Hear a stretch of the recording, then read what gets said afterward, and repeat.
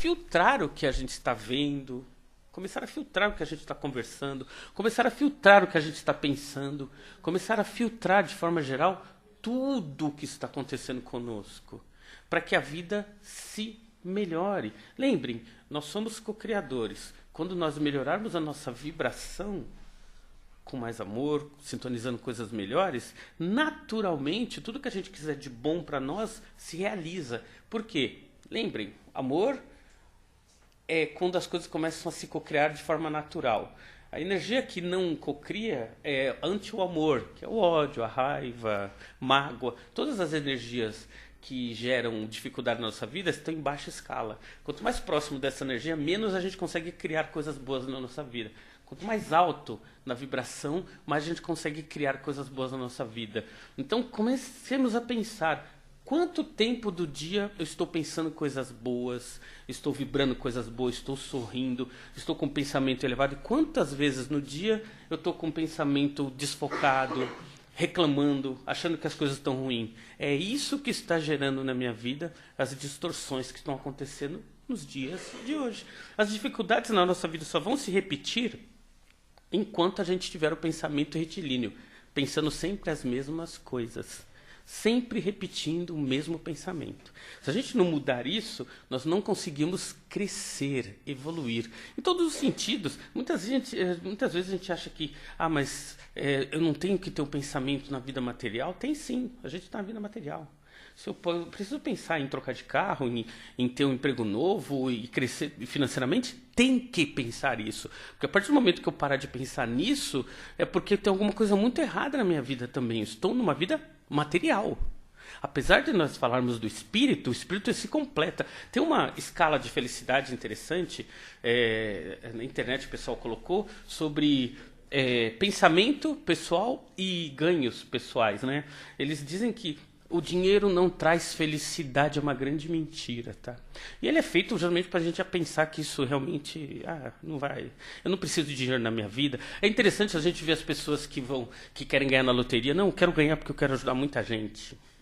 É aquela coisa, né? A gente sempre quer guardar a gente tem uma reticência religiosa muito forte dentro de nós. Exemplo disso, quando a gente é criança, alguém sempre nos fala, olha, eu quero ficar podre de rico, então ali a riqueza é uma coisa ruim, podre. Para que a gente não tenha esses pensamentos, então a gente tem que começar a limpar a mente também desse restício religioso. Tem sim que começar a pensar em progredir de forma honesta. Quando a gente progredir de forma honesta, tudo nos vem por acréscimo, todo o resto nos vem por acréscimo. É a parábola dos talentos ali. Tudo que a gente consegue de forma honesta se completa naquilo que a gente está fazendo. Não é que a gente não tem que, eu sou pobre, mas sou feliz, graças a Deus. As coisas vão vir na hora certa. Se a gente não lutar para isso, as coisas não vão vir. Se eu não tiver o pensamento focado em coisas criativas, as coisas não vão acontecer. Se eu não tiver com objetivos na minha vida, as coisas não vão acontecer por mágica. Esse é o grande ponto. Nós temos que ter pensamento, objetivo e ter a mente focada em crescimento material e espiritual. Não adianta a gente pensar de um ponto e esquecer o outro, porque se faltar um dos pontos, a gente se desequilibra. Faltou comida em casa, a gente não vai ter como ter evolução moral, porque a gente vai ficar com fome. Se a gente tem o equilíbrio material, mas não tem o espírito, a gente tende a ter egoísmo, então tem que crescer os dois juntos. O crescimento tem que ser comum. Não estamos dizendo aqui que todo mundo tem que ficar muito rico para ser feliz. Não tem nada a ver uma coisa com a outra. A gente está dizendo que o equilíbrio material e moral tem que ser constante. Não adianta a gente achar que uma coisa ou outra vai fazer com que a gente seja melhor ou pior. Mas se eu pensar apenas de um lado, o outro não precisa. Não, a gente precisa dos dois. Estamos no mundo material. E quem falou isso foi Jesus, né? Quando estiver em Roma, haja como os romanos. Ou seja, nós estamos no mundo material, a gente tem que também agir como matéria. A gente também é espírito, então não devemos esquecer da condição espiritual. O crescimento é constante. Quando a gente começar a perceber que tudo no mundo é uma coisa só, o espírito e a matéria se completam, que tudo na nossa vida é uma criação nossa, que as dificuldades estão acontecendo porque nós passamos a maior parte do nosso tempo reclamando e pensando nas coisas ruins, por isso que isso reflete na nossa vida, de que as coisas que acontecem na nossa vida não é castigo nem karma, mas simplesmente nosso pensamento retrógrado, ainda com medos e receios que trazem isso para a nossa vida. Quando a gente chegar nesse ponto, a gente consegue mudar. Enquanto a gente achar que as coisas vêm de fora para dentro, de que as coisas estão acontecendo porque a gente merece, de que o karma do passado está trazendo aquele fulano, aquela situação, de que Deus não gosta da gente, a gente está passando por isso porque o mundo é assim mesmo, todo mundo sofre, a gente vai continuar sofrendo. Então a causa está em nós e a resolução está em nós. Tudo o que acontece é resultado final da nossa própria condição. Nós, como espírito, estamos agindo na vida. Se a gente deixar de agir na vida, a vida age sobre nós. E não vai ser sempre da melhor maneira. Vai ser para a gente aprender. Então é melhor a gente criar condições para crescer na vida, ao invés de ficar esperando que o mundo nos ensine. Aquela máxima da doutrina espírita, ou vai pelo amor, ou pela dor. É melhor que a gente vá pelo amor. Não espera vir a dor. Não é preciso ficar doente para eu saber dar valor para a saúde. Não é preciso ficar pobre para dar valor ao dinheiro. Não é preciso perder todas as amizades para poder valorizar as grandes amizades que eu tenho na vida, ou perder a esposa para valorizar o casamento, ou perder o marido, ou o filho embora. Não é necessário a dor. É necessário que a gente entenda a causa antes. Está em nós. Quando a gente começar a perceber a vida como um todo, o equilíbrio não é, agora, a partir de amanhã eu vou... Não, isso vai ser aos poucos. Começar a perceber a vida aos poucos, começar a perceber que nós somos causadores e geradores de felicidade para a nossa vida, que é o nosso pensamento, é a nossa ação na vida que vai mudar essas coisas. Começar a confiar. E o grande ponto é esse também, né? Enquanto a gente não acreditar em algo maior, em nossa capacidade, a gente vai achar que sempre somos nós o responsável final por tudo. A gente morre de medo de que as coisas deem errado, a gente não quer que aconteça. Lembre, o sentimento é o grande gerador dos grandes problemas no mundo. Enquanto a gente tiver muito medo, muito receio, a gente vai ficar sempre prisioneiro desses sentimentos. A partir do momento que a gente criar as condições de que estou gerando uma condição nova, não é preciso mais ter medo. Porque tudo que eu estou fazendo nesse momento é para crescer, para criar condição nova. Eu não vou ter medo. Os medos é que nos freiam. A gente tem que superar. Não é que ninguém vai deixar de ter medos na vida. Mas a gente tem que superá-los. Crescer dentro de nós uma força muito maior do que ela, para que a gente consiga superar e crescer na vida. É simples assim. Então a sintonia, meus amigos, de todos nós, né? Sintonia é o que pensamos, como agimos, como nos conhecemos. Estamos constantemente gerando essa energia dentro de nós e fora de nós. Não vou entrar no mérito, mas uma coisa interessante que acontece, a nossa amiga ela pode medir isso aqui. Ó. Na nossa casa, quando a nossa casa ela consegue, o fruto de toda a energia dos familiares está dentro do nosso lar. Então aqueles lares aconchegantes, é fruto da nossa constante energia lá dentro, da família lá dentro. Sabe aquelas casas que você entra e dá aquele arrepio, aquela coisa estranha? Fruto das pessoas que moram lá. Aqueles lugares assombrados no sentido de... São lugares esquisitos mesmo, né? É a energia daquilo que está lá. E é interessante porque nós que moramos na casa, muitas vezes nós não percebemos. Então, quando entrarmos na nossa casa a próxima vez, sinta a energia da casa. Veja que tipo de energia predomina lá. É boa? Não é tão boa? Comece a mudar a energia do lar. Tudo começa onde a gente mora. Não é? Muita paz a todos.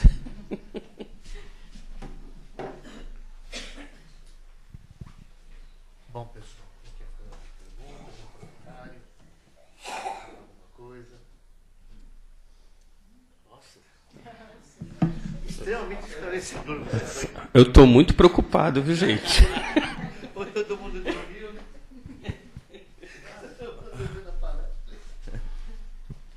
Oi, Sérgio. Opa! Você falou sobre a questão do medo e é interessante, realmente.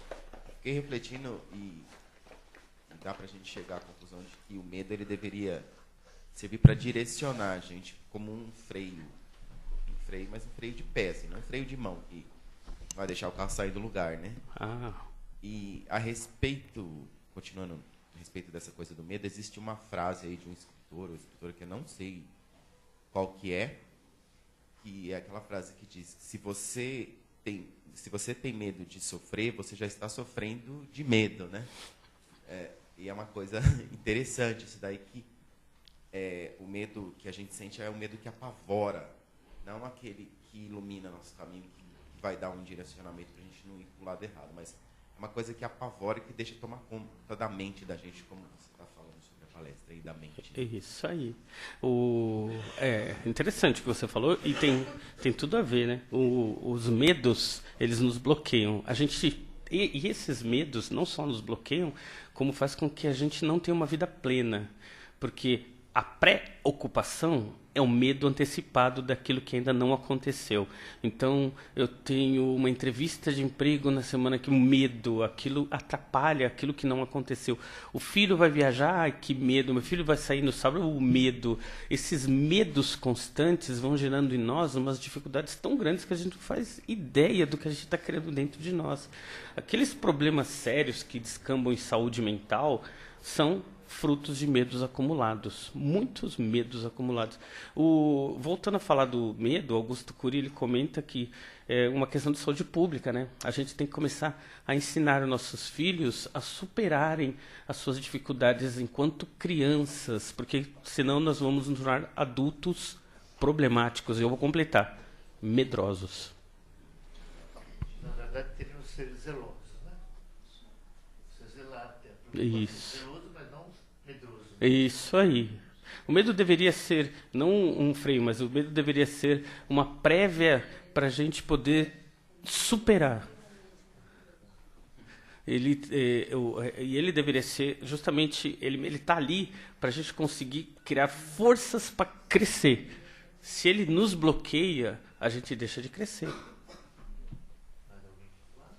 Eu só queria comentar, porque isso, desde o começo você falou sobre as crianças, né, as escolas, e aconteceu um fato engraçado, assim, interessante, né, essa semana na minha família, porque o meu menino tem um problema na perna e a gente acaba não se adequando nas escolas tradicionais, né, principalmente do bairro. E indicaram para a gente visitar uma escola, que é a escola Waldorf, né, que tem uma filosofia de vida, da antroposofia. Então, e foi engraçado porque durante a conversa eles prezam muito o indivíduo, né? Aquela coisa, eles não estão preocupados no conteúdo, se a criança vai ler, escrever, vai ser aquela criança exemplar que vai entrar direto na faculdade. E assim, eles têm uma comunidade, né? E pra gente, assim, escutando, a gente acha tudo muito estranho, né? Parece que eles são os anormais, assim, porque eles observam toda a parte de alimentação, que as crianças assistem. E assim, eu adorei, mas está muito longe do que a gente pode fazer, né? Tanto é que a professora falou, olha, você tem que escolher a escola para você, não para o seu filho, porque toda a família tem que, né, seguir essa nossa filosofia. E no final, né, eu e meu marido, assim, eu gostei, acho que como mulher a gente acaba entendendo mais, a gente quer o melhor para o filho, é aquilo mesmo, eu gostaria que todos fossem assim, né, cuidassem dele. Até eu comentei, eu falei, olha, a escola tem muita escada. Ela falou, olha, mas para a gente, esse vai ser o nosso desafio. As famílias vão se juntar, as crianças, para cooperar, para ver como a gente pode ajudá-lo. E eu olhando, eu falei, gente, nunca ninguém se preocupou com isso. Ninguém está nem aí, tudo é um comércio, tudo, sabe, é tudo em volta do dinheiro. Se está indo bem, tá. Se não está, sai fora da escola, procura outra. Ninguém quer o desvio, né, na escola. Todo mundo tem que sentar, levantar. Só que a gente acha estranho, né? Porque é um ideal tão bom que a gente acaba não conseguindo entender, assim, como que eles conseguem ainda nos dias de hoje conseguirem aquela comunidade deles ali. E para tudo, para alimentação, para as redes sociais, para tudo. É um mundo assim que eu gostaria que fosse para todos, né? Para tratar meu filho como um indivíduo, o que ele pensa, o que ele sente, quantas cirurgias já fez. Todo mundo se envolve.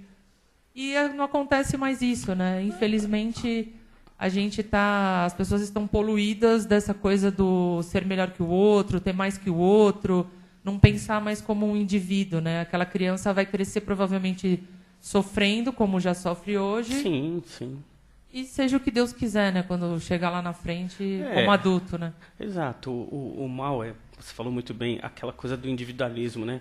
Nós nos individualizamos em famílias, em blocos separados e achamos que somos diferentes uns dos outros. Isso é ruim, porque as pessoas estão se distanciando, sendo que o ser humano é um ser gregário.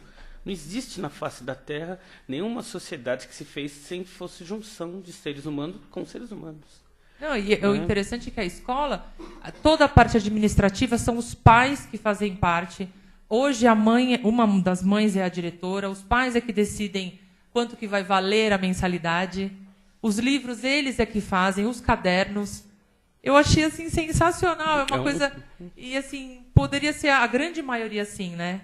Mas... É até vergonhoso na reunião você conversar, porque nós é que somos os anormais, né? A grande maioria. E péssimo, né? Um exemplo péssimo, porque não está dando certo mais. Você vê, hoje tem mais de 300 milhões de pessoas com depressão no mundo. Isso.